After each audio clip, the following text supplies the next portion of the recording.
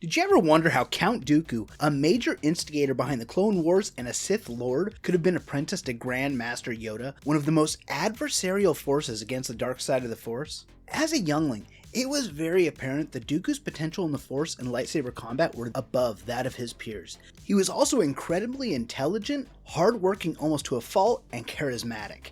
Master Sunube consistently bragged that Dooku was his best student. He had more potential than any youngling the Order had seen in a very long time. However, Dooku had some failings, some flaws. He was arrogant and had a strong affinity for Sith artifacts and the dark side of the Force. Over the years, he would find himself drawn to them again and again. Because of this, he would become enamored with a Jedi named Leen Kastana, whose expertise was hunting for Sith artifacts. Leen strongly believed that the Sith had returned, a sentiment that Yoda and many of the other Jedi didn't really share with her. A bit like Dooku and Qui-Gon, she was a rebel of sorts within the Jedi Order, not really seeing eye to eye with them on many things.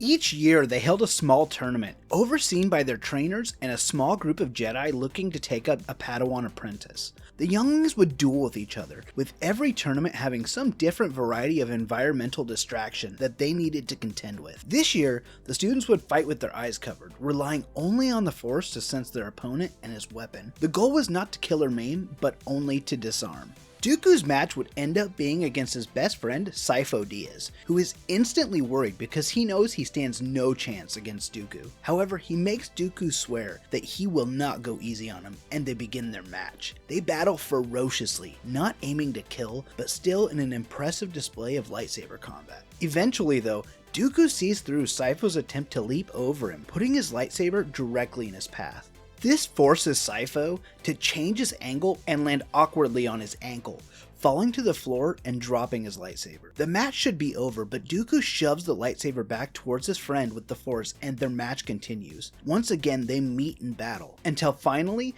both exhausted, Dooku officially wins the match. With their helmets removed, Dooku notices that Leen Kastana is there and he is overjoyed, thinking that she will for sure take him as her Padawan. He is very soon disappointed though, as Leen decides to take Sifo-Dyas as her Padawan instead. Moments later, however, to the surprise of everyone in the room, Grand Master Yoda himself steps forward and announces that he will be taking Dooku as his apprentice, something that is very uncommon as council members were generally too busy to take on Padawans. However, soon after, as the other students go off with their new masters on missions and training, Yoda merely spends his days meditating in front of the Great Tree, ignoring Dooku completely for weeks. Finally, after trying to get through to his master for weeks on end, through displays with his lightsaber and complicated feats with the Force, Dooku gets angry and decides to attempt to uproot the Great Tree using the Force, thinking that he would show Yoda that he was worth teaching. However, he's unable to do it, and he asks Yoda for help.